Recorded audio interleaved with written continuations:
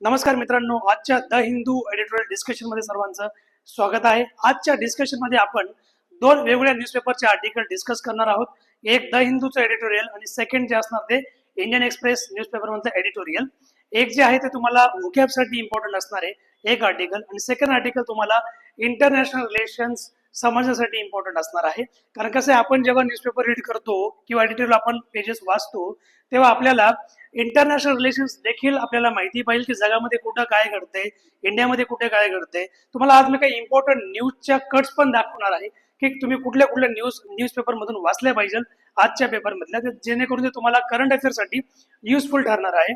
So along with आजचा आपण session मध्ये डिस्कस करणार आहोत एक महत्वाची जी आपली रेग्युलर अँटोनिम सिनोनिमची व्होकॅब असते ती आपण घेणार आहोत. याचबरोबर ट्रेंडिंग न्यूज आपण डिस्कस करूया. याचबरोबर स्कीमिंग, ग्रामर आणि रीडिंग कॉम्प्रिहेन्शन हे सगळं आपण आजच्या न्यूजपेपर डिस्कशन मध्ये आज आपण डिस्कस करणार आहोत. सो आपण याच्या सेशनचा जो बेनिफिट आहे, या सेशन बेनिफिट होणार त्या विद्यार्थ्यांना जे bank, PO, clerical, SSC exam, MPSC, UPSC exam किंवा याचबरोबर net exam, MBA, CET, cat exam, सरळ सेवा तलाठी एक्झाम्स, ज्या एक्झामना इंग्लिश हा सब्जेक्ट कंपल्सरी असतो, अशा एक्झामची तयारी करणाऱ्या विद्यार्थ्यांना या सेशनचा चांगल्या प्रकारात भरपूर मोठ्या प्रमाणात फायदा होणार आहे. कारण आपण जी डेली व्होकॅब घेतो, आता तुम्हाला माहितीच आहे की एक्झामचा जो पॅटर्न आहे तो दिवसेंदिवस बदलत चाललेला आहे. पहिले एक्झाम पॅटर्न इतका हार्ड नव्हता 2020च्या अगोदर, पण आता जर तुम्ही एक्झाम द्या, कुठली पण एक्झाम द्या, कॉम्पिटिशन मोठ्या लेवलला भरपूर प्रमाणात वाढलेली आहे. सो अकॉर्डिंगली तुम्हाला त्या कॉम्पिटिशनला एक प्रकारे त्यांच्यासोबत तुम्हाला कॉम्पिट करण्यासाठी तुमचा जो स्टडी आहे, तुमचं जे नॉलेज आहे ते एकदम डीप मध्ये असणं गरजेचं आहे. आता पहिल्यासारखं असं नाही की वरवर वाचल्याने आपलं संपून गेलं, असं नाहीये. आपलं होऊन गेलं सिलेक्शन. सो अकॉर्डिंगली तुम्हाला व्होकॅबचा पार्ट हा सगळ्यात मेन पार्ट असतो कुठल्या पण कॉम्पिटेटिव्ह एक्झाम मध्ये. जर तुम्हाला समजा तुमची रिडिंगची अंडरस्टँडिंग जरी चांगली असेल पण तुमची व्होकॅब जर वीक असेल तर ऑब्व्हियसली की एक्झामिनरला माहिती आहे की मुलं कुठे कमी असतात. ठीक आहे, तुमचं एक तर ग्रामर काहींचं वीक असतं, काहींची व्होकॅब वीक असते, पण मेजर पार्ट काय आहे, जर समजा इंग्लिश जर 50 मार्काला येत आहे कुठल्या पण एक्झाम मध्ये, त्यामध्ये जर त्यांनी जर 20 ते 25 क्वेश्चन जर समजा फक्त तुम्हाला व्होकॅबवर देऊन टाकलेत, तर ऑब्व्हियस आहे की तुमचे तिथं मार्क्स जाण्याचे चान्सेस 100% असणार आहेत, जर तुमची व्होकॅब चांगली नसेल तर. सो त्यामुळे हे सेशन तुम्हाला फार म्हणजे युजफुल असणार आहे. सो पहिला वर्ड आजचा जो आपण डिस्कस करतो तो कॅव्हिएट. ठीक आहे, कॅव्हिएट हा जो वर्ड आहे, या शब्दाचा मिनिंग आपण बघूया. अँटोनिम, सिनोनिम्स शब्दाचा मिनिंग काय होतो याचा. आणि नेक्स्ट सेशन पासून अजून एक गोष्ट मी ऍड करणार आहे, ते म्हणजे काय, प्रत्येक व्होकॅब म्हणजे प्रत्येक शब्दाच्या पुढे मी एक इमेज ऍड करणार आहे तुम्हाला समजण्यासाठी. म्हणजे आपल्याला तो जो शब्द आहे तो लिंक करता येईल. ठीक आहे, आपल्याला डे टू डे लाईफ मध्ये आपल्याला त्याला वापरता येईल. ठीक आहे, तुमच्या तो लक्षात राहील. मेन म्हणजे सगळ्यात महत्वाचं काय, माइंड मध्ये शब्द ठेवणं. कारण माइंड आपला जो आहे, दिवसभर आपण सांगतो तुम्ही जो पण काही स्टडी करतात, इंग्लिशचा किती वेळ स्टडी करता, काय करतात, पण त्या अकॉर्डिंग तुम्ही किती वर्ड्स डेली करतात हे इम्पॉर्टंट असतं. सो अकॉर्डिंगली जो कॅव्हिएट वर्ड आहे याचा मिनिंग होतो सूचना किंवा सूचना, इशारा, अटीसह परवानगी, सावधगिरीचा इशारा. ठीक आहे, एक मिनिट आपण एक पेन सिलेक्ट करून घेऊया.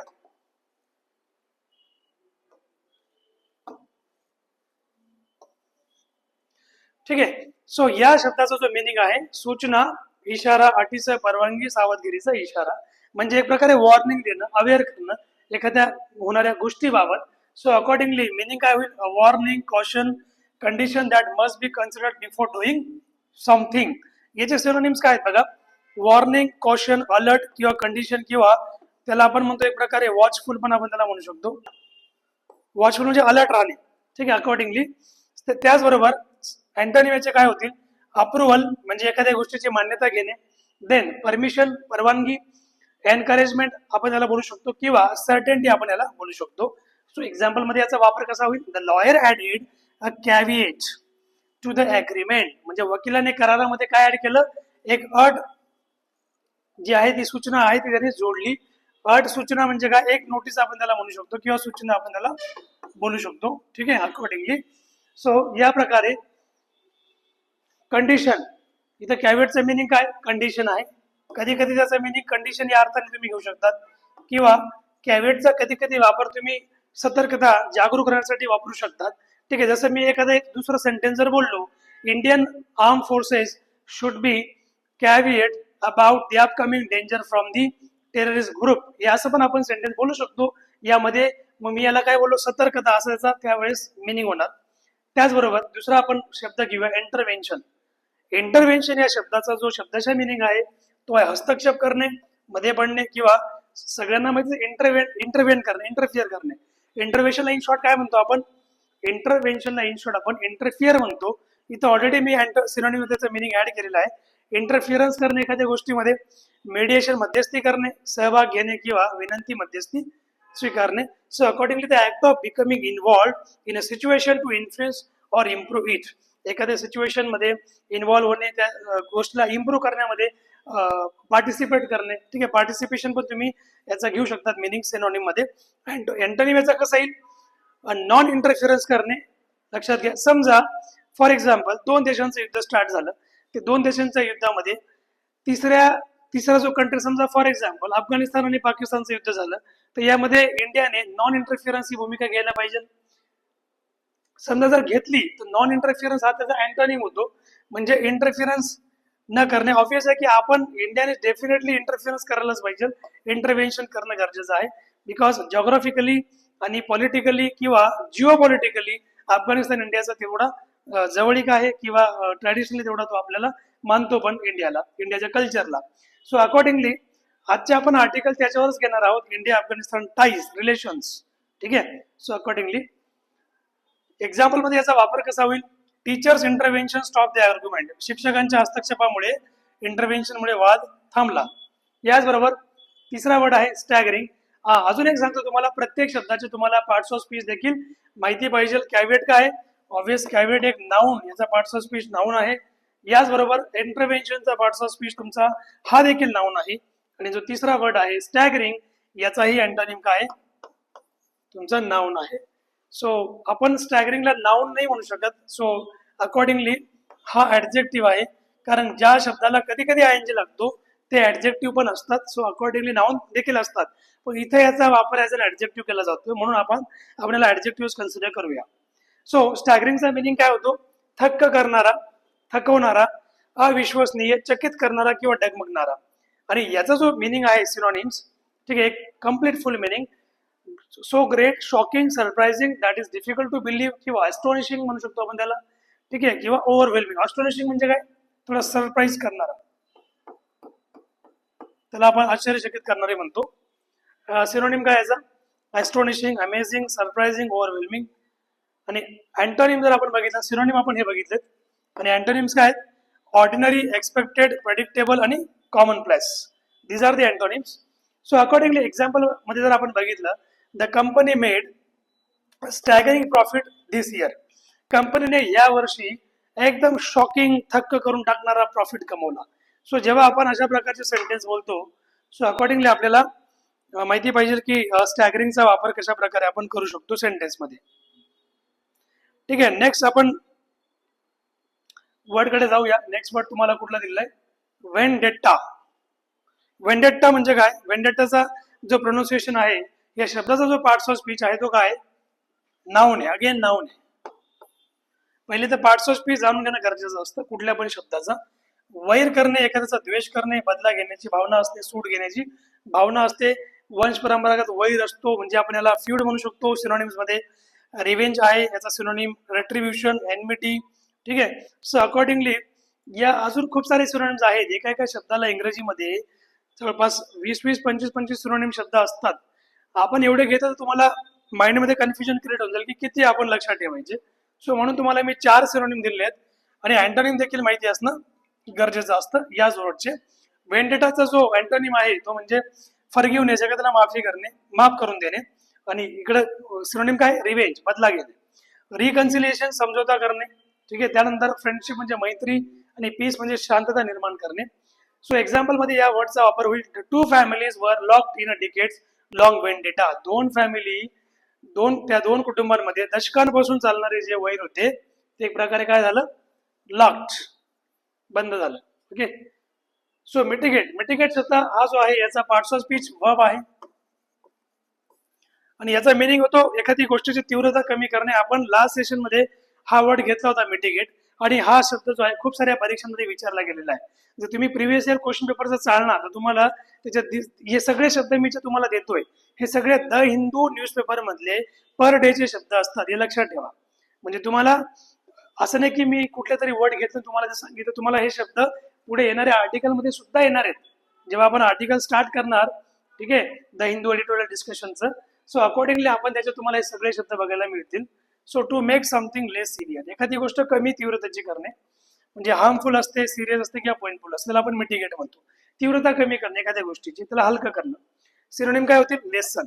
लेसन म्हणजे काय? कमी करणे. एलिव्हेट म्हणजे क्षमावणे, रेड्यूस म्हणजे घटवणे, आणि ईज म्हणजे काय? आराम देणे. याचबरोबर या शब्दाचे अँटोनिम्स तुम्ही बघितले. अँटोनिम्स काय? ॲग्रिवेट आहे. ॲग्रिवेट म्हणजे काय? अधिक तीव्र करणे किंवा वाईट करणे. या गोष्टीला वर्सन करणे, इकडे काय होतं? लेसन, इकडे वर्सन, या अधिक खराब करणे. आणि इंटेन्सिफाय म्हणजे काय? तीव्र करणे. एक्झास्परेटचा मिनिंग काय होतो? अधिक वाढवणे. आणि या शब्दाला जर आपण सेंटेन्स मध्ये बघितलं तर या सेंटेन्स मध्ये या शब्दाला आपण कशा प्रकारे यूज करू शकतो? सो ऑब्वियस आहे, the government took steps to mitigate the effects of the flood, म्हणजे पुराच्या परिणामांना कमी करण्यासाठी, म्हणजे जे काही पूरग्रस्त एरिया होते, म्हणजे पूरग्रस्त ठिकाणं होते, त्याचा जो काही परिणाम होता, पूरचा होणारा परिणाम, याला कमी करण्यासाठी सरकारने उपाययोजना केल्यात. ठीक आहे. सो हा त्याचा मिनिंग आहे, म्हणजे पुराचा इफेक्ट कमी करणे म्हणजे काय? त्याला मिटिगेट करणे, त्याचा काय एक सिनोनिम आहे, लक्षात ठेवा. याचबरोबर पुढचा शब्द आहे आपला व्हल्नरेबिलिटी. हा या शब्दाचा पार्ट्स ऑफ स्पीच काय? नाऊन आहे. ठीक आहे. Noun is the parts of speech of the vulnerability. याचा मिनिंग होतो असुरक्षितता, कमजोरी होणे, ठीक आहे, धोक्याची शक्यता असणे, अवस्था जिथे नुकसान होऊ शकतं अशी अवस्था, किंवा संवेदनशीलता म्हणजे सेन्सिटिव्हिटी आपण त्याला म्हणू शकतो. सेन्सिटिव्हिटी.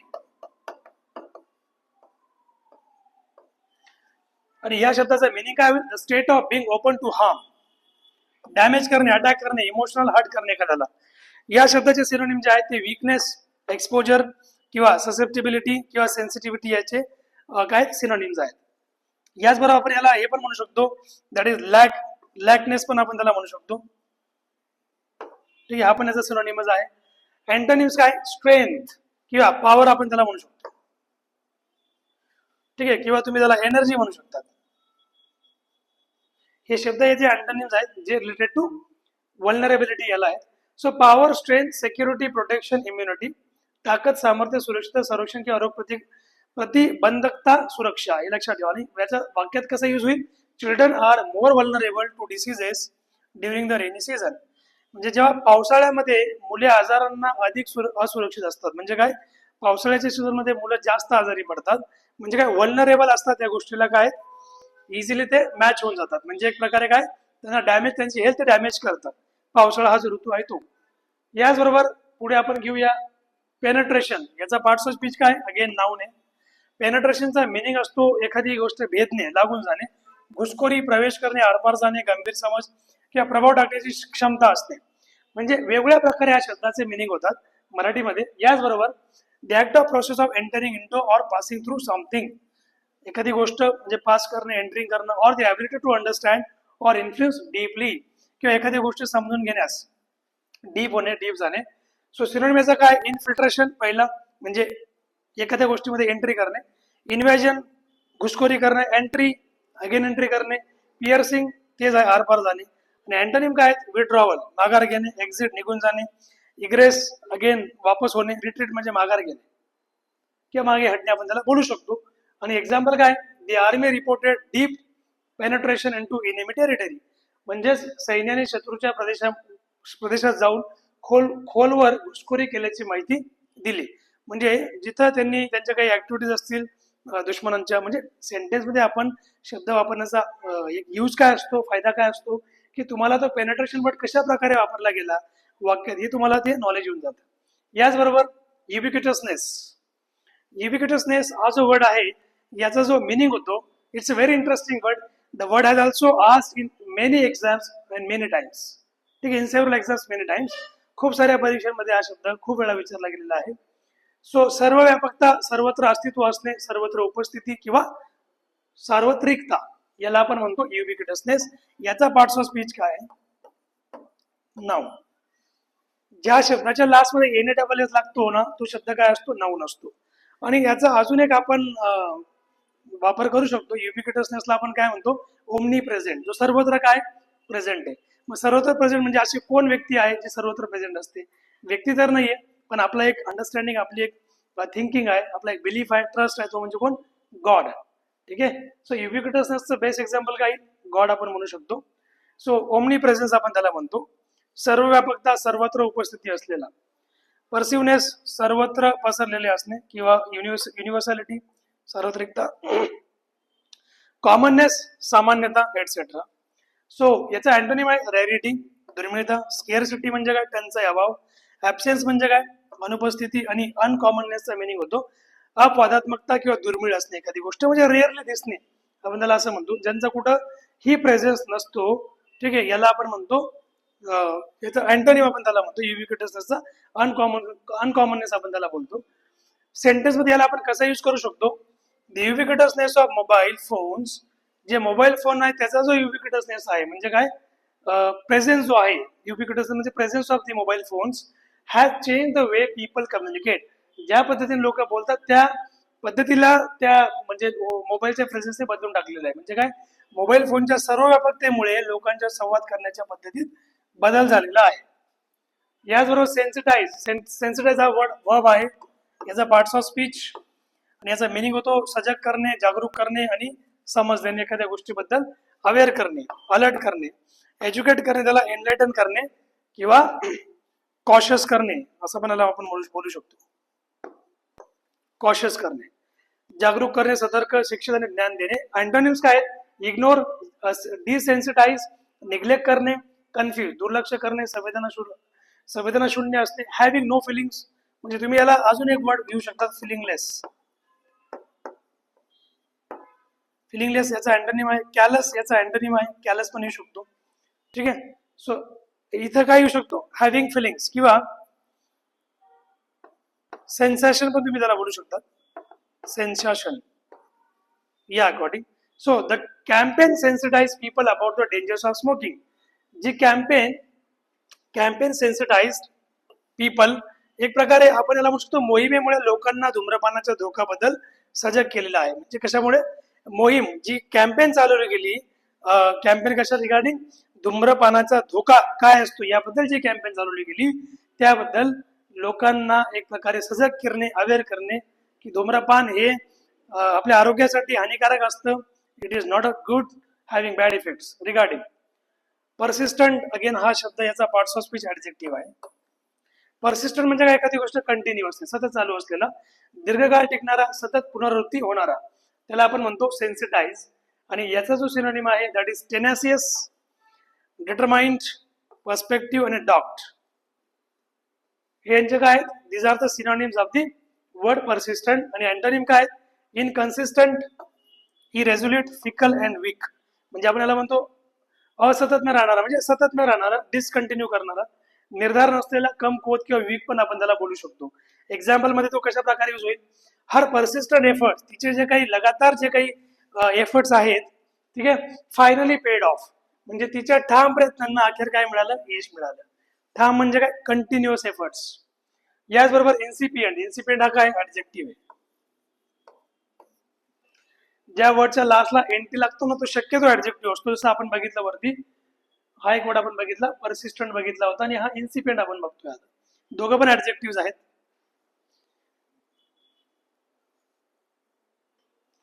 या वर्डचा जो मिनिंग आहे दॅट इज सिनोनिम काय, एमर्जिंग, इनिशियल, बिगिनिंग आणि इनकोविट, उभरत असलेला, प्रारंभिक, सुरुवातीचा, अधुरा किंवा सुरुवातीचा. अँटोनिम काय, डेव्हलप्ड, विकसित असलेला, मॅच्युअर असलेला, फुल ब्लोन आणि ऍडव्हान्स्ड. ठीक आहे. याचबरोबर the doctor notice signs of incipient disease, डॉक्टरांनी रोगाच्या प्रारंभिक क्षणांची पाहणी केली. सो अकॉर्डिंगली आपण याला काय बोलू शकतो, दॅट इज इन्सिपियंट असं आपण याला म्हणू शकतो. सिनिस्टरचा मिनिंग काय होतो, सीन म्हणजे माहिती आहे पाप करणे, मग सिनिस्टर म्हणजे काय, एखादी गोष्ट जी निगेटिव्ह मिनिंग आहे त्याला. बघा सीन तुम्हाला सगळ्यांना माहिती आहे, सीन म्हणजे गुड वर्सेस सीन. ठीक आहे.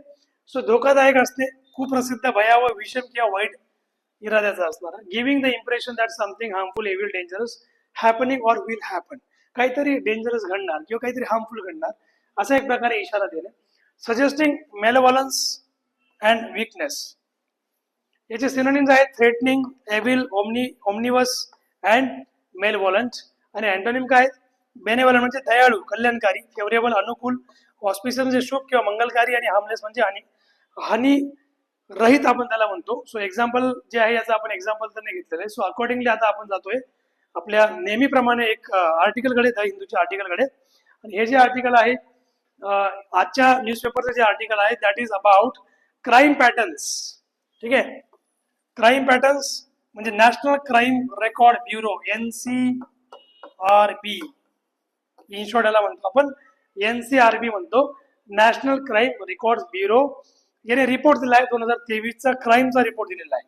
बघा, दरवर्षी रिपोर्ट डिक्लेअर केला जातो, पण एक वर्ष या रिपोर्टमध्ये डिले झालेला आहे. मग ऑथरने थोडंसं नॉर्मल क्रिटिसाइज केलेलं आहे याच्यावरती. ठीक आहे, की या रिपोर्टच्या डिलेमुळे पण त्यांनी क्रिटिसाइज केलेले आहेत.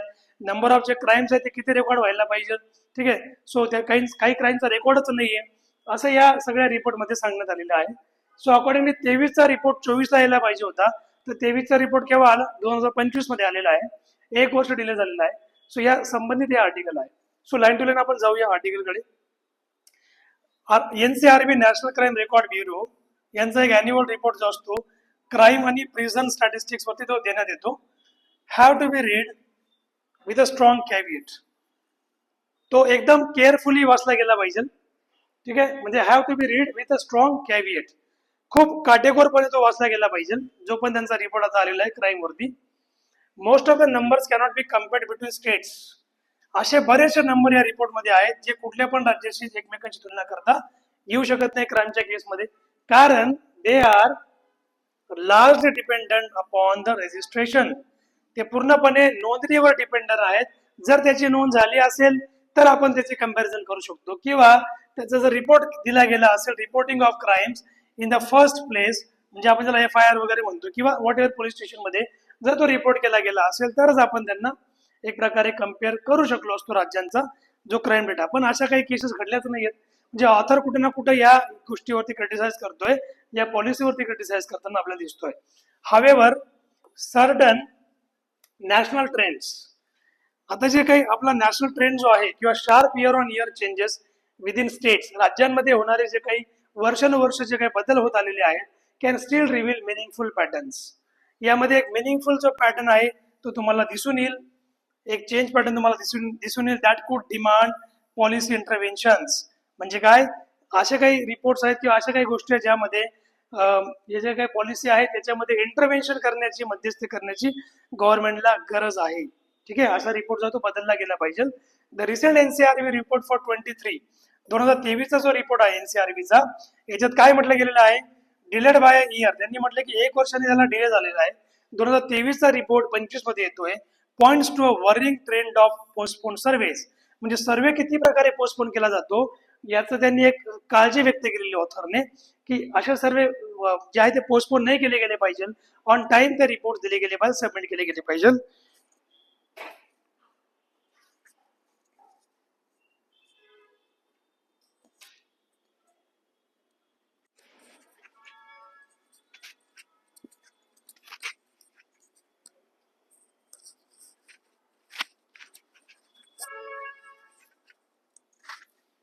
ठीक है, so reports and even the census under the current union government.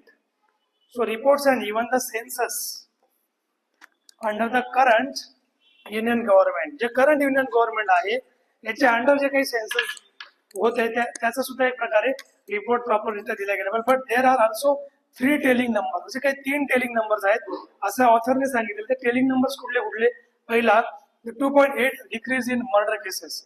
त्यांनी असं सांगितलं की मर्डर केसेसमध्ये 2.8% कमी झालेले आहेत मर्डरच्या केसेस या NCRBच्या रिपोर्टनुसार अक्रॉस द कंट्री, पूर्ण देशभरामध्ये जे काही मर्डर केसेस आहेत ते कमी झाल्या 2.8%. स्टॅगरिंग जे आहे, स्टॅगरिंग म्हणजे काय, चाकू वार करणे किंवा खंजरने वार करणे, त्याच्यामध्ये 28.8% सर्ज झालेले आहे, म्हणजे वाढ झालेली आहे. सर्ज म्हणजे काय, वाढ होणे. जे काही तुम्ही हत्यारांनी जे काही कोणावरती वॉर करणार अगेन्स्ट शेड्यूल ट्राईब्स अगेन्स्ट जे क्राईम्स वाढलेले आहेत. ठीक आहे, ST शेड्यूल ट्राईब्स म्हणजे ST and 31.2% increase in cyber crimes. आणि सायबर क्राईम मध्ये सगळ्यात मोठा जो आहे ती इन्क्रीज झालेली ती म्हणजे 31.2% इन्क्रीज झालेली. Accordingly, while the decrease in murder cases will come as a relief to a law enforcement, म्हणजे जे काही मर्डरच्या केसेस आहेत, खुनाच्या ज्या घटना आहेत, याच्यामध्ये ठीक एक कमतरता झाली, म्हणजे कमी झाला तो एक प्रकारचे काय लॉ एन्फोर्समेंटसाठी एक प्रकार रिलीफ आहे. परंतु most of the cases pertain to disputes, बऱ्याचशा ज्या केसेस आहेत त्या डिस्प्यूटमध्ये चालल्या जातात, वादांमध्ये. बऱ्याचशा गोष्टी होतात त्या कशामुळे होतात, वादमुळे होतात, पर्सनल वेंडेटामध्ये होतात. पर्सनल वेंडेटा म्हणजे काय, दुश्मनी किंवा अँड गेन, काही लाभासाठी काही गुन्हे गुन्हे केले जातात. दी अदर टू नंबर, दुसरे जे दोन नंबर आहेत ते अलार्मिंग, ते अजून खतरनाक आहेत, ते अजून डेंजरस आहेत. अलार्मिंग म्हणजे काय, dangerous. The steep rise in crimes against STs is large due to the ethnic violence in Manipur. ST म्हणजे शेड्यूल ट्राईब या लोकांमध्ये, म्हणजे यांच्या ज्या काही केसेस वाढल्या आहेत यांच्यावरती गुन्हाच्या, ST is large due to the ethnic violence. जी मणिपूरमध्ये हिंसा झाली होती, त्या हिंसेचा परिणाम म्हणून अक्रॉस द इंडिया एसटी या लोकांवरती गुन्हे वाढत चाललेले आहेत, म्हणजे त्यांच्यावरती होणारे अत्याचार वाढत चाललेले आहेत, त्यांच्या केसेस जास्त करून समोर येत आलेले आहेत. So accordingly with registered number जे आहेत ते किती आहेत, जम्पिंग फ्रॉम जस्ट 1 इन 2022. 2022 मध्ये जे काही नंबर होता तो किती होता, 3,399 केसेस होत्या. लक्षात घ्या, म्हणजे 22 पासून तो इन्क्रीज झाला 3,399 in 2023, which a more effective government कुड हॅव मिटिगेटेड. म्हणजे गव्हर्नमेंटने ही जी तीव्रता आहे, ही वाढणारे जे क्राईम्स आहेत एसटीज अगेन्स्ट, ते शेड्यूल ट्राईबच्या अगेन्स्ट मध्ये, तर याची तीव्रता त्यांनी म्हणजे हे कमी करू शकले असतं गव्हर्नमेंट, पण असं झालं नाही. जर अजून त्यांनी काही राज्याचा डेटा दिलेला आहे ऑथरने, मध्य प्रदेश आणि राजस्थान यांचे सुद्धा सिग्निफिकंटली हाय क्राईम रेट्स अगेन्स्ट ट्रायबल्स, म्हणजे आदिवासी विरुद्ध भरपूर मोठ्या प्रमाणात गुन्हे देखील इथं आढळलेले आहेत. आणि इथे पण भरपूर केसेस तुम्हाला सापडतील असं ऑथरने सांगितलं. त्यांनी हे पण सूचित केलं की their vulnerability in the central Indian states, त्यांची जी व्हल्नरेबिलिटी आहे सेंट्रल इंडियन स्टेट्स, व्हल्नरेबिलिटी हा शब्द आपलं होकॅबमध्ये आला होता, ठीक आहे, Indian states. This is not a new phenomenon, ही काही नवीन बाब नाही, म्हणजे त्यांच्या अगेन्स्ट गुन्हा होणं, ठीक आहे, ही काही नवीन बाब नाही, त्यांच्यावरती क्राईम करणं ही काही नवीन बाब नाहीये. प्रिव्हियस एनसीआरबी रिपोर्ट्स, जर मागील जर तुम्ही नॅशनल क्राईम रेकॉर्ड ब्युरोचे जे काही अहवाल बघितले असणार, त्यांनी असं हायलाइट केलेले आहे की higher crime rates in regions, जे प्रदेशामध्ये जे हायर क्राईम रेट जे होतात विथ सिग्निफिकंट ट्रायबल पॉप्युलेशन, ते कोणावरती होतात, ट्रायबल पॉप्युलेशन वरतीच केले जातात, असं ऑथरचं म्हणणं आहे.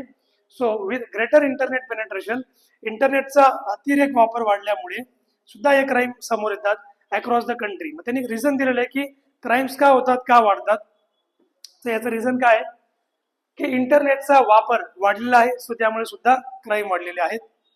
याचबरोबर पुढे म्हणतो there has been an increase,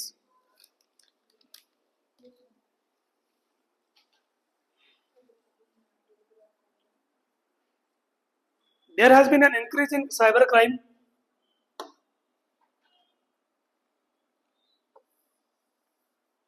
cyber crime मध्ये सुद्धा जे गुन्हे ते वाढलेले आहेत.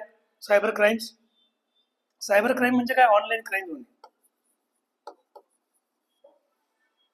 Particularly related to financial fraud. Cyber crime मध्ये जास्त करून जे आहेत आर्थिक फ्रॉड होतात, सेक्शुअल एक्सप्लॉयटेशन होतं महिलांचं. Anecdotally, it is evident that these numbers must have gone up with further in the last 2 years. हा जो नंबर आहे लास्ट 2 years पासून हा वाढलेला आहे सायबर क्राईमचा, with the greater use of digital financial. कशामुळे वाढलं की डिजिटल फायनान्शियल इन्स्ट्रुमेंट जे आहेत या मोठ्या प्रमाणात आपल्या डेली व्यवहारामध्ये आपण यूज करतो, जसं फोन पे, गुगल पे किंवा जे काही डिजिटल दुसरे काही कुठले प्लॅटफॉर्म असतील, फायनान्शियल इन्स्ट्रुमेंट असतील, त्यांचा आपण वापर करतो याच्या व्यतिरिक्त. सो यामुळे सुद्धा इन्व्हेस्टमेंट आपण करतो कुठेतरी, जिथे आपण फसून जातो. सो या गोष्टीमुळे ऑनलाईन बघा, कधी कधी तुम्हाला असं ऍड दिसेल मोबाईलवरती, फोनवरती, की invest in this place, you will get 40% return, 50% return. ते सगळं फेक आणि फ्रॉड असतं, ते तुमचे पैसे जे आहेत त्याच्यामध्ये वेस्ट जाऊ शकतात, त्याला आपण सायबर क्राईम म्हणतो. So while policing has tried to keep up with the growing menace of cyber crime. याच्यामुळे काय, सायबर क्राईम जो आहे याच्या मोठ्या प्रमाणात जे आहे हे वाढत चाललेलं आहे. With specialise cells, ubiquitousness and deepening spread of digital crimes. Digital crimes खूप मोठ्या प्रमाणात वाढत आहेत. रिक्वायर मोर सॉफिस्टिकेशन, यांच्यावरती एक प्रकारे एक सॉफिस्टिकेशन म्हणजे एक चांगल्या प्रकारे गव्हर्नमेंटने ऍक्शन घेणं गरजेचं आहे. डेडिकेशन पाहिजे गव्हर्नमेंटचं, पोलिसचं किंवा गव्हर्नमेंटचं, टू टॅकल देम, त्यांना टॅकल करण्यासाठी एक प्रकारे योजना आखली पाहिजे की अशा प्रकारचे क्राईम वाढायला नको, याने लोकांचं हानी होते. जे अनएज्युकेटेड लोक आहेत ऑफिसच्या किती सायबर क्राईमच्या ट्रॅपमध्ये लवकर फसण्याचे चान्स असतात.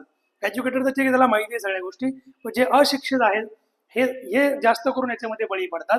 ठीक आहे. आणि क्राईम्स जे आहेत अगेन्स्ट चिल्ड्रन, जसं म्हणजे सायबर क्राईम कधीपासून वाढले, जसं सगळ्या गोष्टी ऑनलाईन झाल्या, ट्रान्झॅक्शन ऑनलाईन झाले 2015-16 नंतर. ठीक आहे. तेव्हापासून सायबर क्राईम मध्ये मोठ्या प्रमाणात वाढ झालेली आहे. हा एक नवीन क्राईम आहे आता, ऑनलाईन चोरी करणे. ठीक आहे. सायबर क्राईम म्हणजे काय? ऑनलाईन चोरी करणे. आणि यांनी हे सांगितलं की मुलांबद्दलचे जे होणारे गुन्हे आहेत ते 9.2% वाढले 2023 मध्ये. 9.2% मुलां, जे लहान लहान पोरं असतात त्यांच्यावरती होणारे गुन्हे, with the offender known to the victim in 96%. म्हणजे 96% जे काही गुन्हे होतात लहान मुलांवरती, जे काही हे केले जातात, अत्याचार केले जातात, त्याच्यामध्ये हा 96% जे व्यक्ती असतात, 96 केसेस म्हणा तुम्ही, 96% ज्या केसेस असतात हे ओळखीमध्ये ते होत असतात. लक्षात घ्या. ऑफेंडर जो असतो, गुन्हा करणारा, हा त्यांच्या ओळखीचाच असतो. ठीक आहे. त्यांच्या परिचयातला असतो. While the increase could be a function of improved reporting. ऑथरने पण म्हटलंय की while the increase could be function of improved reporting across states. राज्यांमध्ये अशा प्रकारे जे गुन्हे आहेत ते मोठ्या प्रमाणात वाढत चाललेले आहेत. हाय नंबर आहे याचा. टोटल जवळपास 1,77,335 केसेस आहेत की असं दाखवतात की states must work on a war footing to sensitise children about this crimes. म्हणजे मुलांवरती होणारे जे गुन्हे आहेत याच्याबद्दल चांगल्या प्रकारे कडक कारवाई गव्हर्नमेंटने, पोलिसने केली पाहिजे, पोलीस प्रशासनने. And inappropriate behaviour by adults. जे अडल्ट असतात त्यांचे इनअप्रोप्रिएट बिहेवियर या गोष्टी ट्रॅक केल्या गेल्या पाहिजे. A subset of this crimes, या क्राईमचा जो काही मेन रिझन आहे, कुड also include the application of the POCSO.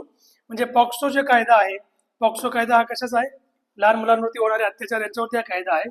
So POCSO Act जे आहेत, in the cases of consensual adolescent relationships, and this is an area that needs to be carefully handled by the prosecuting and policing agencies. POCSO under देखील गुन्हे तुम्ही दाखल करून अशा प्रकारे चांगली ट्रान्सपरन्सी आणू शकतात. या कायद्याला अजून थोडं कठोर करू शकतं गव्हर्नमेंट, जेणेकरून असे क्राईम होणार नाही. रिपोर्टेड क्राईम जे आहेत, जे क्राईम रिपोर्ट केले जातात अगेन्स्ट विमेन, आता स्त्रियांच्या अगेन्स्ट जे होणारे क्राईम आहेत ते किती आहेत? ते registered modest increase of 0.4%. Modest increase of 0.4%. म्हणजे स्त्रियांच्या अगेन्स्ट जे होणारे गुन्हे आहेत ते 0.4% आहेत. But this mass 14.9% spike in dowry related. जे सगळ्यात जास्त गुन्हे आहेत स्त्रियांच्या अगेन्स्ट ते म्हणजे डावरी रिलेटेड आहेत. 14.9 म्हणजे 15% जवळपास कन्सिडर करा. Crimes pointing to a persistent societal problem. आणि हा एक सामाजिक समस्या आहे. या गोष्टींना हे केलं गेलं. म्हणजे या रिपोर्टमध्ये ओव्हरऑल ऑथरने काय सांगितलेलं आहे? ऑथर हे म्हणतोय की मर्डर केसेस जे आहेत या कमी झालेल्या आहेत, पण चाइल्ड म्हणजे चिल्ड्रन आणि विमेन आणि सायबर क्राईम हे जे गुन्हे आहेत यांच्याबद्दलचे हे वाढत चाललेले आहेत. सायबर क्राईम याच्यामध्ये इन्क्रीज झालेला आहे असं ऑथरचं इथं म्हणणे. या आर्टिकलच्या पूर्ण ओव्हरऑल एक त्याचा आपण जर एक बघितला, गिस्ट बघितला, ओव्हरऑल समरी बघितली, तर मेन ऑथरने हायलाइट केला डेटा दिलेला आहे. याच्यामध्ये त्यांनी हे सांगितलं की मर्डर केसेस कमी झाल्यात, पण जे चाइल्ड विमेन वरती होणारे जे गुन्हे आहेत ते वाढत चाललेले आहेत. सायबर क्राईम वाढत चाललेले आहे. सो याला कुठेतरी आळा घालण्यासाठी गव्हर्नमेंटने काम केलं पाहिजे.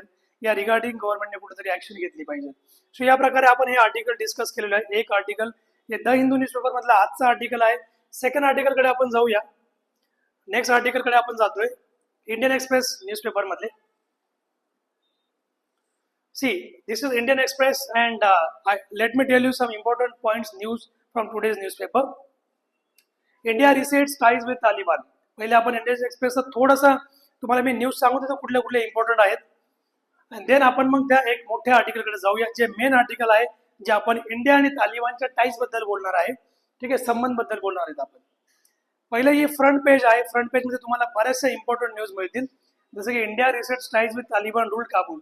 हे तुम्हाला जे काही विद्यार्थी युपीएससी तयारी करतायत, एमपीएससी परीक्षेची तयारी करतायत, किंवा एनडीए सीडीएची तयारी करतायत, किंवा जिथं इंटरव्ह्यू असतो ज्या परीक्षांमध्ये, अशा विद्यार्थ्यांना हे इंटरनॅशनल रिलेशन माहिती असणं गरजेचं आहे. जसं की इंडिया ने तालिबान सोबत जे टाय आहेत ते आता रिसेट करतो. रिसेट म्हणजे काय? पहिले पण भारत आणि तालिबानचे चांगले घनिष्ठ संबंध होते, पण ते संबंध भारताने थोडे कमी केले जेव्हा तालिबानमध्ये सरकार चेंज झालं, तेव्हा तख्ता पलटला, तेव्हा ते संबंध आपण थोडेसे बंद करून दिले होते अफगाणिस्तान सोबत. आता परत ती वेळ आलेली आहे. सो याबद्दल पहिलं आर्टिकल आहे काबूल. काबूल जी is the capital of Afghanistan. Second article तुम्हाला रीड करण्यासाठी खूप चांगलं आहे.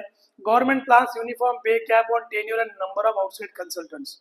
गव्हर्नमेंट जे आहे युनिफॉर्म पे ही आता लागू करणार आहे युनिफॉर्म पे. याच्या अंतर्गत गव्हर्नमेंटने ही न्यूज काय तुम्ही एकदा पूर्ण डिटेलमध्ये वाचा, कारण आपला मेजर फोकस असणारे आर्टिकल जे मेन तुम्हाला अपकमिंग मध्ये आहे ते आपण रीड करणार आहोत. सो प्रपोज पे कॅप, किती पे कॅप करणार आहे. So what is uniform pay that you should know. Exam मध्ये प्रश्न विचारण्याचे चान्सेस आहेत, विचारले जाऊ शकतात. या news not important, this news. आता आपण जाऊया पुढच्या पेजकडे. India reset ties with Taliban, हे पहिल्या फ्रंट पेजचे जे पण मेन आर्टिकल्स आहेत त्यांच्याबद्दलची पुढील इन्फॉर्मेशन तुम्हाला सेकंड पेजवर इंडियन एक्सप्रेस मध्ये मिळून जाईल. See this is the largest article regarding India and Taliban relations. Outside consultants शाह, हे सगळे फ्रंट पेज तुम्हाला दिलेलं already. 2 Afghan flags, no women journalist and the Bamiyan Buddhas. तुम्ही जर बघितलं असेल अफगाणिस्तानचे जे मंत्रिमंडळ आहे त्याच्यामध्ये एक पण फिमेल नाही. ठीक आहे, म्हणजे फिमेलला जास्त तिथं स्थान नाही देत अफगाणिस्तानमध्ये. So that is their country issue. So we have no things with that. And Shaila Dikshit हे एक आर्टिकल आहे पुढचं, फादर किल्ड राधिका एटसेट्रा. ठीक आहे, या आपल्याला न्यूज इम्पॉर्टंट नसतात. पॉलिटिकल न्यूज ज्या असतात ना, राहुल गांधी मोदींना हे बोलले किंवा मोदी त्यांना हे बोलले किंवा या काही याने याचा मर्डर केला त्याचा मर्डर केला, अशा न्यूज इम्पॉर्टंट नसतात. सो अकॉर्डिंगली SC इंडिकेट्स तुम्ही allow use of green crackers on trial basis during Diwali. Important आहे, इट्स अबाउट द इन्व्हायरमेंट. ठीक आहे, तुम्ही वाचू शकता हे आर्टिकल.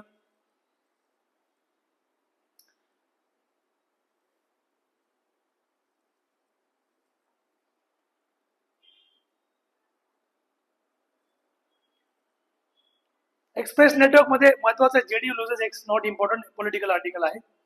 सो डायरेक्टली आपण स्ट्रेट खाली या government politics. This is again important, emission बद्दल आहे, एन्व्हायरमेंट बद्दल आहे. सो तुम्ही आर्टिकल वाचा, डेफिनेटली वाचलं पाहिजे. ठीक आहे. So the article is about emission cut targets for 4 sector.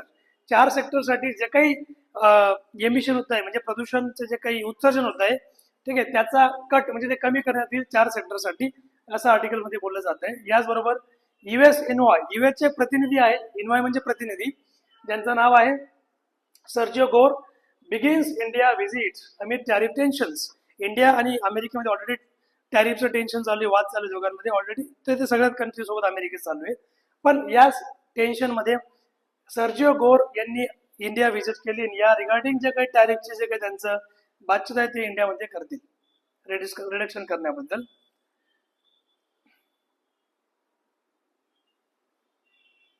Express network मध्ये अजूनही महत्वाचे आर्टिकल्स तुम्हाला याच्यामध्ये येऊन जातील, तुम्ही एकदा चेक करून घ्या.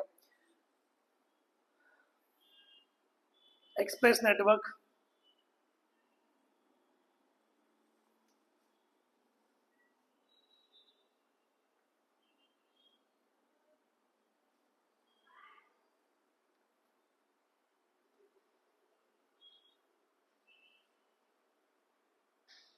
Now these are the articles we have to discuss.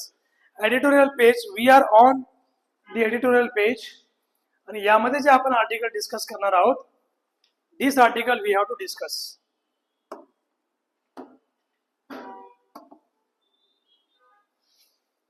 ठीक आहे, आर्टिकलचा जो टायटल आहे रिलुकिंग ॲट काबुल. काबुलकडे परत लक्ष देणं गरजेचं आहे, रिलुकिंग करणं गरजेचं आहे. ठीक आहे. सो हे आर्टिकल आपलं आजचं डिस्कशनचं आर्टिकल असेल. Afghanistan is key to ensuring that India manages fallout of great power geopolitics to its west. Afghanistan एक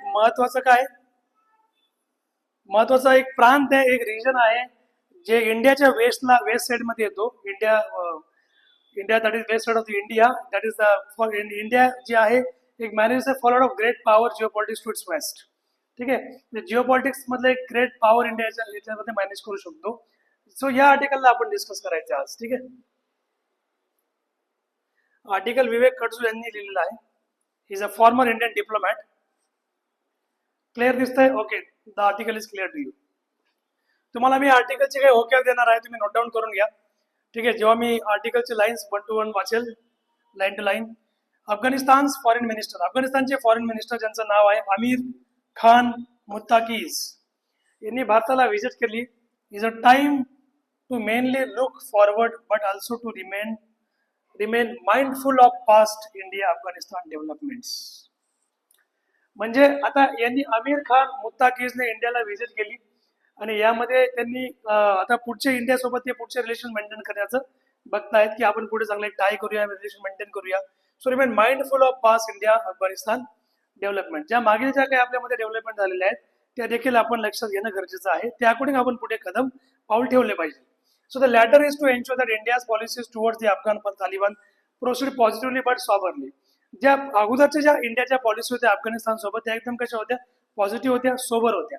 म्हणजे त्याच्यामध्ये कुठल्याही प्रकारचं एक हे नव्हतं अफगाणिस्तान सोबत. पण जसं अफगाणिस्तानचं गव्हर्नमेंट चेंज झालं मागे, ठीक आहे, युएसचा रेजिम तिथे होता. युएस रेजिम काढल्यानंतर अफगाणिस्तानचं एक जे सरकार आलं त्यानंतर इंडियाने थोडे अफगाणिस्तान सोबत संबंध कमी केले होते. सो अकॉर्डिंगली पहिले संबंध कसे चांगले पॉझिटिव्ह होते. They should not be marked by the unrealistic enthusiasm that its foreign and security establishment displayed towards the Afghan Republic in its closing years. म्हणजे इंडियाची एम्बॅसी ऑलरेडी अफगाणिस्तानमध्ये क्लोज झाली होती जेव्हा अफगाणिस्तानचं नवीन गव्हर्नमेंट आलं त्यावेळेस. आणि एम्बॅसी क्लोज झाल्यानंतर मग ऑब्व्हियस आहे की संबंध पण काय प्रॉपर वेमध्ये नाही चालणार. सो अकॉर्डिंगली संबंध ऑलरेडी बंद झाले होते. इंडियाज अफगाणिस्तान अप्रोचेस जे आहेत have to be framed within changing environment. म्हणजे ज्या प्रकारे एन्व्हायरमेंट चेंज होते त्या प्रकारे अप्रोचेस तुम्ही सेट करणं, फ्रेम करणं गरजेचं आहे दोघांनी. इन इट्स वेस्टर्न नेबरहुड, त्याच्या वेस्टर्न नेबरहुडमध्ये, म्हणजे अफगाणिस्तान इंडियाच्या वेस्ट साईडला आहे तो लक्षात घ्या, आणि ईस्ट साईडला पाकिस्तान बांगलादेश वगैरे येतो. या अकॉर्डिंग ईस्टला बांगलादेश आहे. So US has decided that, युएसने जसं मागे ठरवलं की पाकिस्तानने एक मेजर रोल प्ले केला पाहिजे इंडियाचे जे काही imagined and extended western neighbourhood आहे जसं की अफगाणिस्तान, तिथे पाकिस्तानने महत्वाचा रोल प्ले केला गेला पाहिजे असं युएसने डिसाईड केलेलं आहे. चायना सुद्धा त्याचे एक प्रकारे एक्सपॅन्डिंग इट्स इन्फ्लुएन्स, चायना देखील त्याचा प्रभाव एक्सपॅन्ड करतोय अफगाणिस्तानच्या एरियामध्ये. टाईज पाकिस्तानसोबत त्याचे टाईज ऑलरेडी काय आहेत, आयन क्लॅड आहेत, म्हणजे मजबूत आहेत, स्ट्रॉंग आहेत. कोणाचे? चायनाचे. सो इट्स इन्फ्लुएन्स इन इराणमध्ये जो चायनाचा इन्फ्लुएन्स आहे आणि जे अरेबियन पेनिन्सुल्यामध्ये त्याचा जो इन्फ्लुएन्स आहे तो खूप मोठ्या प्रमाणात वाढलेला आहे. रशियाने सुद्धा त्याचे डिप्लोमॅटिक जे काही रिलेशन्स आहेत किंवा रिकग्निशन आहे ती तालिबान सोबत आणि इराण सोबत चांगल्या प्रकारे त्याने बॉन्ड्स इस्टॅब्लिश केलेले आहेत. सो आर स्ट्रॉंग, त्याचे सुद्धा स्ट्रॉंग या दोघांबद्दल चांगले आहेत. So it is in this setting that, मग अकॉर्डिंगली जर इंडियाचं आपण बघितलं, India has to safeguard its interest. इंडियाने जो आपलं हित आहे ते साध्य केलं पाहिजे टू इट्स वेस्ट साईडमध्ये, in the backdrop of Pakistan's implacable enmity. Pakistan सोबत ऑलरेडी आपलं जमत नाही, आपला 36चा आकडा आहे, दुश्मनी आहे. पाकिस्तानला अमेरिका गाईड करतो की त्यांनी वेस्टमध्ये आपले जे पाय आहे ते पसरवले पाहिजे. सो अकॉर्डिंगली तिथे इंडियाने लक्ष देणं गरजेचं आहे, not the Pakistan. It is in this regional setting also that मुत्ताकी जो आहे, मुत्ताकी इंडियाला व्हिजिट करत आहे का टू प्रमोट म्युच्युअल इंटरेस्ट, की आपल्यामधला जो काही म्युच्युअल इंटरेस्ट आहे, आपलं जे काही हित आहे ते आपण वाढवणं गरजेचं आहे. ठीक आहे, त्याला प्रमोट करणं गरजेचं आहे. आपले जे इंडियाचे एक्सटर्नल अफेअर मिनिस्टर आहेत जयशंकर यांनी मुत्ताकींची भेट घेतली 10 ऑक्टोबर दिवशी आणि त्यांनी अनाऊन्स केलं की India would re-establish its mission in Kabul. India आता आपलं मिशन परत पुन्हा सुरू करेल काबूलमध्ये पुन्हा रिस्टार्ट करणार आणि इंडियाची जी एम्बेसी आहे ती परत आता काबूलमध्ये स्टार्ट होणार आहे. म्हणजे इंडिया आणि अफगाणिस्तानचे संबंध आता ऑन ट्रॅक येतील. सो ऑब्व्हियस आहे की अजून जे आहे पाकिस्तानला अजून मागे खेचण्यामध्ये आपल्याला चांगली मजा याच्यामध्ये येणार आहे. ठीक आहे. So accordingly so it has had a technical team in the Afghan capital since June 2022. आता बघा रिसेंटली मागे कालचीच एक न्यूज होती की त्या न्यूजमध्ये या गोष्टी बोलल्या गेल्या होत्या की अफगाणिस्तानचा जो एअरबेस आहे तो फक्त इंडियन्स यूज करू शकतात असं अफगाणिस्तानच्या गव्हर्नमेंटने सांगितलेलं आहे. So that is for Indians only. म्हणजे इन केस पुढे काही पण असं झालं की आपण इंडिया पाकिस्तानचं जर युद्ध झालं तर आपल्याला ऑब्व्हियस आहे की अफगाणिस्तानची एक मोठी हेल्प इंडियाला मिळणार आहे त्या केसमध्ये. म्हणून इंडियाने इकडे लक्ष घालणं गरजेचं आहे काबूलमध्ये, अफगाणिस्तानमध्ये. So establish its mission in Kabul. It has had a technical team in Afghanistan capital since June 2022. भारताची टेक्निकल टीम जी आहे 2022 पासून काबूलमध्ये काम करते, तिथे गेलेली आहे. Hence the move to formally reopen, म्हणजे आता जे फॉर्मली रिओपन करण्याची जी काही वेळ आलेली आहे एम्बेसी कुठे अफगाणिस्तानमध्ये, ती आता ओव्हरड्यू नाही राहिली, ती लवकरच आता स्टार्ट होणार आहे.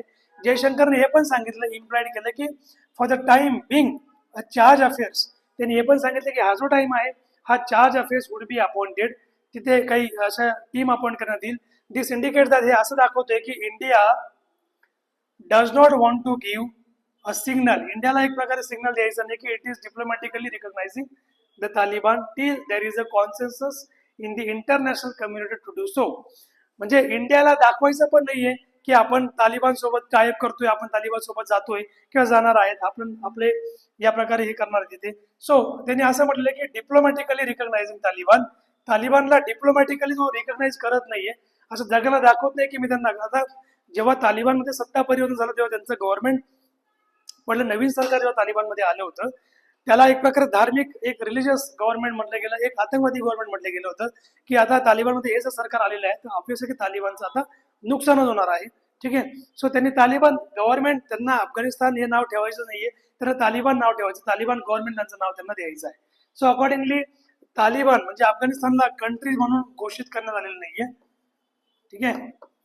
अफगाणिस्तानला साईडलाईन केलेलं आहे की यांनी कुठल्या पण देशाने यांना ऍज अ कंट्री स्वीकारलं गेलेलं नाही पाहिजे, असं यांचं म्हणणं आहे याच्यामध्ये.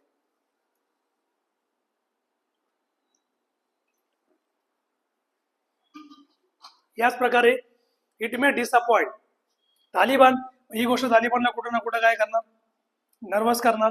It will ensure that it does not ruffle feathers in Washington. आता त्यांचं असं म्हणणं की अमेरिकेत जाऊ शकत नाही. That India has join the Moscow Beijing camp on Afghanistan. इंडियाने ऑलरेडी मॉस्को बीजिंग जो कॅम्प आहे तो जॉईन केलेला आहे, कुठे, अफगाणिस्तानच्या सॉइलवरती. So it is necessary to signal this specially age India had join the consensus at the recent Moscow meeting. जी मॉस्को मीटिंग झाली होती त्यात no country should have military structures in Afghanistan. त्यामध्ये हे सांगण्यात आलं होतं की कुठल्याही कंट्री आपलं मिलिटरी स्ट्रक्चर अफगाणिस्तानमध्ये उभारणार नाही. Soon India should state that, इंडियाने लगेच हे सांगितलं की it is for the Taliban. आता ते तालिबानवरती आहे to decide their country security policies. त्यांना जर त्यांच्या देशाच्या सिक्युरिटी पॉलिसी जर प्रॉपर ठेवायची असेल तर त्यांच्यावरती आहे की त्यांना डिसाईड करायचं आहे त्यांनी काय केलं पाहिजे त्याच्यामध्ये. ठीक आहे. सो ऑब्व्हियसली की foreign relations are no one else, आणि हे कोणी ठरवू नये, तालिबानने ठरवायला पाहिजे. म्हणजे ऑब्व्हियसली की इंडियाची तयारी आहे की तिथे आपले मिलिटरी बेस इंडिया तयार करू शकतो जर तालिबानने जर इंडियाला इन्सिस्ट केलं तर. So if India reopens its embassy in Kabul, जर एम्बॅसी जर त्यांनी रिओपन केली काबूलमध्ये तर it would have to allow the Taliban to control the Afghan embassy in Delhi. तो दिल्लीमध्ये पण ते तालिबानला त्यांची एम्बॅसी, अफगाण एम्बॅसी कंट्रोल करायला अलाउ करतील. म्हणजे यांची तिकडे एम्बॅसी, त्यांची इकडे एम्बॅसी, अशा प्रकारे.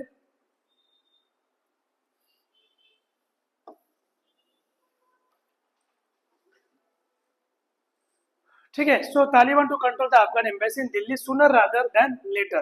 So that would also imply that it would fly the flag of the Afghan emirate. म्हणजे अफगाणचा एमिरेटचा फ्लॅग इंडियामध्ये शेवटी काय होणार, फ्लाय होणार. So accordingly that too should not cause India any diplomatic discomfort कॉन्फ्युचर, बिकॉज म्हणजे इंडियाला कुठल्याही प्रकारे डिप्लोमॅटिक डिस्कॉम्पिचर वाढायला नको. का? कारण it would not imply formal diplomatic recognition. कारण तो असं इम्प्लाय नाही करणार फॉर्मल डिप्लोमॅटिक रिकग्निशन, म्हणजे हळूहळू कुठे ना कुठे इंडियाला त्यांना रिकग्निशन द्यायचंच आहे. So the fact cannot be overlooked that the Taliban has control all Afghan territories. म्हणजे अशी फॅक्ट जी आहे ती ओव्हरलुक व्हायला नको की तालिबानने एंटायर अफगाण टेरिटरीज कंट्रोल केलेला आहे since it captured Kabul in 2021. 2021 मध्ये त्यांनी काबूल कॅप्चर केलं होतं, तेव्हापासून त्यांनी पूर्ण अफगाणिस्तानचा जो टेरिटरी आहे तो त्यांनी आपल्या कंट्रोलमध्ये ठेवलेला आहे. There is no opposition either within or outside the country. कंट्रीच्या बाहेर, कंट्रीच्या मध्ये कुठल्याही प्रकारचा तिचा विरोध त्यांना नाहीये तालिबानला. That can overthrow it, जे त्यांना बाजूला फेकू शकतो. So this is the factor. हाच एक फॅक्टर आहे की एंटायर इंटरनॅशनल कम्युनिटी जी आहे त्यांनी तालिबानला ऍज अ कंट्री ऍक्सेप्ट केलं पाहिजे, त्यांना मान्यता दिली पाहिजे, फ्लॅगची मान्यता दिली पाहिजे, देशाची मान्यता दिली पाहिजे या अकॉर्डिंग. सो वेस्टर्न डिमांड जे आहे फॉर तालिबान, आता तालिबानसाठी वेस्टर्नची डिमांड काय, to adhere to universally accepted norms on human rights.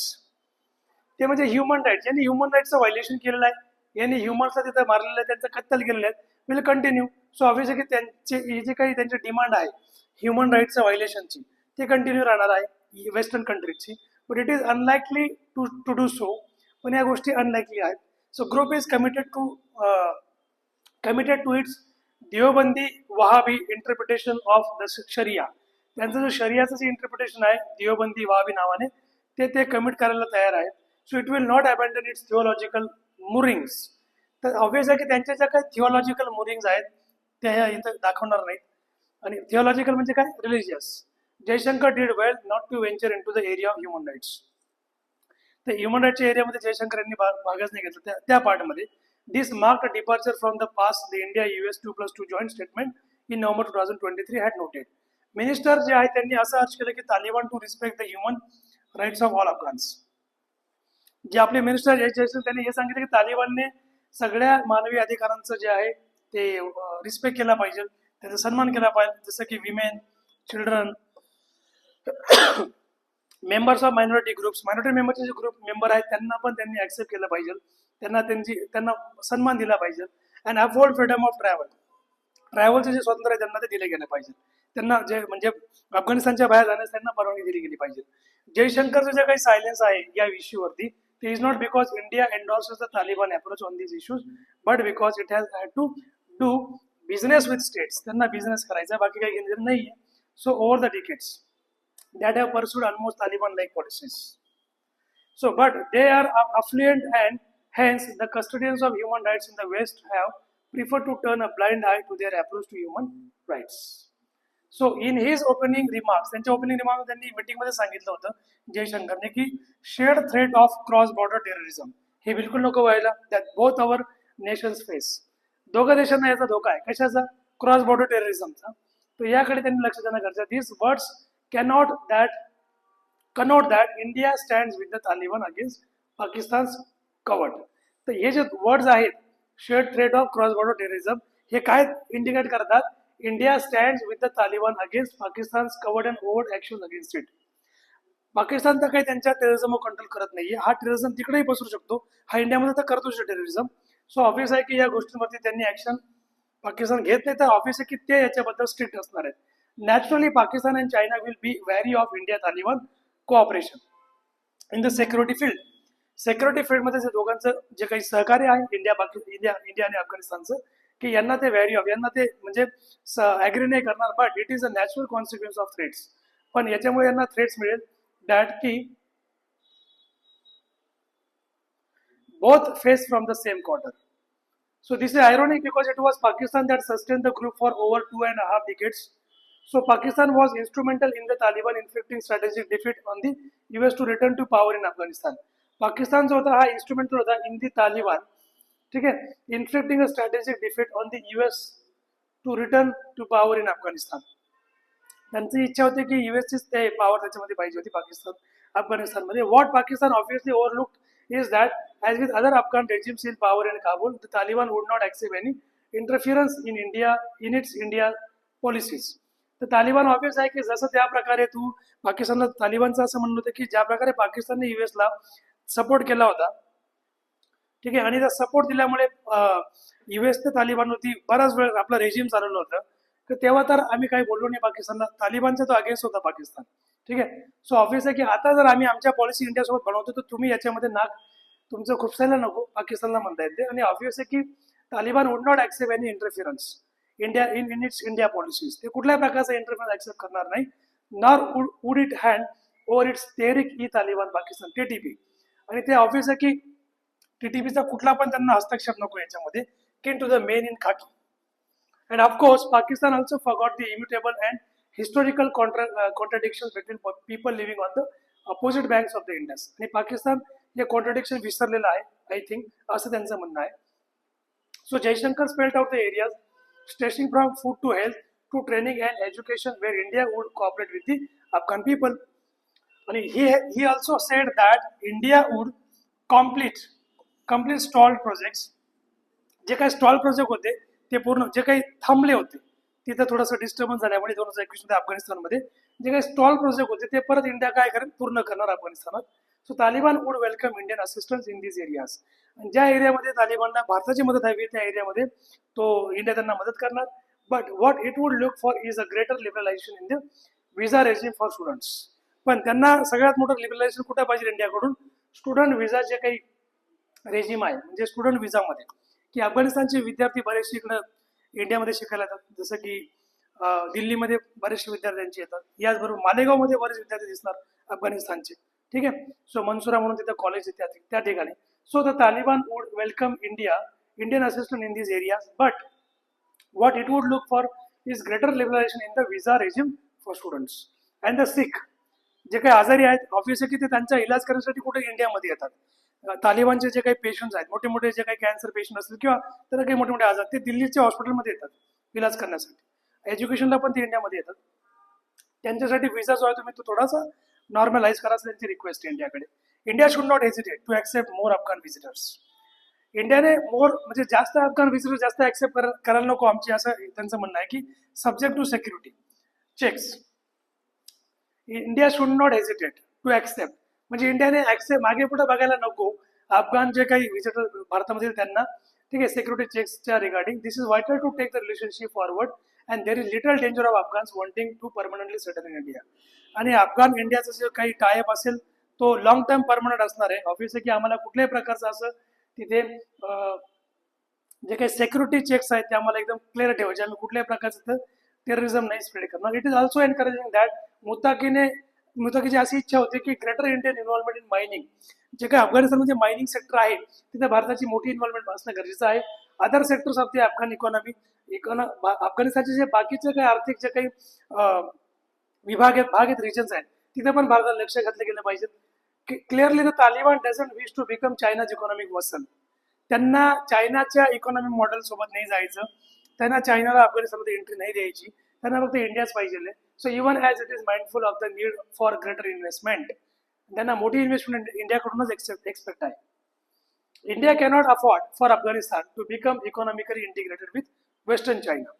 जर अफगाणिस्तान चायनासोबत वेस्टर्न चायनासोबत जर इकॉनॉमिकली इंटिग्रेट झाला तर ते भारताला परवडण्यासारखं पण नाहीये. सो भारताने ही गोष्ट लक्षात ठेवणं गरजेचं आहे. So at the end author म्हणतोय की Taliban will have to manage the major powers interplay. तालिबानला जो आहे तो मेजर पॉवर इंटरप्ले त्याला मॅनेज करावं लागणार. Also Pakistani pressure on relations with India. आणि इंडियासोबत अफगाणिस्तानचे रिलेशन वाढतील तर ऑब्व्हियसली की पाकिस्तानचा प्रेशर पण त्याच्यावरती असणार आहे. To do so it wants enhance Indian engagement in Afghanistan. म्हणून त्यांना इंडियाची एंगेजमेंट अफगाणिस्तानमध्ये मोठ्या प्रमाणात पाहिजे. This is in keeping with traditional Afghan policies. हे ज्या अफगाणिस्तानचे ज्या ट्रॅडिशनल पॉलिसीज आहेत यांना ते लक्षात ठेवून, यांचे हे धोरण लक्षात ठेवून ते या गोष्टी करणार. फॉर इंडियासाठी a firm presence in Afghan is key to ensuring that it successfully manages any negative impact. म्हणजे भारत जर अफगाणिस्तानसोबत जर एंगेज झाला या एरियामध्ये अफगाणिस्तानमध्ये तर त्यांनी ही गोष्ट एन्श्युअर केली पाहिजे की कुठल्याही प्रकारे निगेटिव्ह इम्पॅक्ट जो आहे emanating from great power Jio politics, जे काही अमेरिका, चायना किंवा रशियासारख्या ज्या मोठ्या मोठ्या पॉवर आहेत त्यांच्याकडून कुठल्याही प्रकारचा इम्पॅक्ट भारतावर पडायला नको. कारण ते ज्या कंट्रीज आहेत वेस्टर्न कंट्रीज ते अफगाणिस्तानच्या ज्या कंट्री म्हणून जे काही त्यांची मान्यता आहे ती त्यांना मानत नाही. ठीक आहे, ऑब्व्हियसली की त्यांच्यावरती त्यांचा बॅन आहे. त्यांचे सगळे व्हिसा, त्यांचे पासपोर्ट सुद्धा बॅन करून टाकलेले वेस्टर्नच्या एरिया जाण्यासाठी. सो ऑब्व्हियसली की जर इंडिया यांच्यासोबत जर पुढे आपले रिलेशन मेंटेन करेल तर यांना कुठल्याही प्रकारचा प्रॉब्लेम फेस करावा लागणार नाही इंडियाला. ही सुद्धा गोष्टी इंडियाने लक्षात घेतली पाहिजे from great power geopolitics in its western neighbourhood. So accordingly ऑथरने या सगळ्या गोष्टी याच्यामध्ये डिस्कस केलेल्या आहेत. बाकीच्या आर्टिकल्स जे आहेत तुम्हाला मी या ज्या न्यूजपेपरची PDF आहे तुम्हाला ही आपल्या टेलिग्राम चॅनलवरती मिळून जाईल. ठीक आहे, सो अकॉर्डिंगली तुम्ही Telegram channel, WhatsApp channel, community channel, याचबरोबर आपल्या इंस्टाग्राम पेजच्या ज्या लिंक आहेत त्या आपल्या डिस्क्रिप्शन बॉक्समध्ये व्हिडिओच्या दिलेल्या आहेत. तुम्ही जेव्हा व्हिडिओ बघणार तर व्हिडिओचा डिस्क्रिप्शन बॉक्स एकदा नक्की चेक करा. त्यात तुम्हाला टेलिग्राम चॅनलची लिंक मिळून जाईल. सबस्क्राईब करा चॅनलला, त्या जेणेकरून तुम्हाला याची PDF जे आहे आम्ही तिथे तुम्हाला शेअर करून टाकणार. सो अकॉर्डिंगली आजचं सेशन आपण इथे थांबवतोय मित्र. So channel like, share, subscribe करायला मात्र विसरू नका. जय हिंद, जय महाराष्ट्र.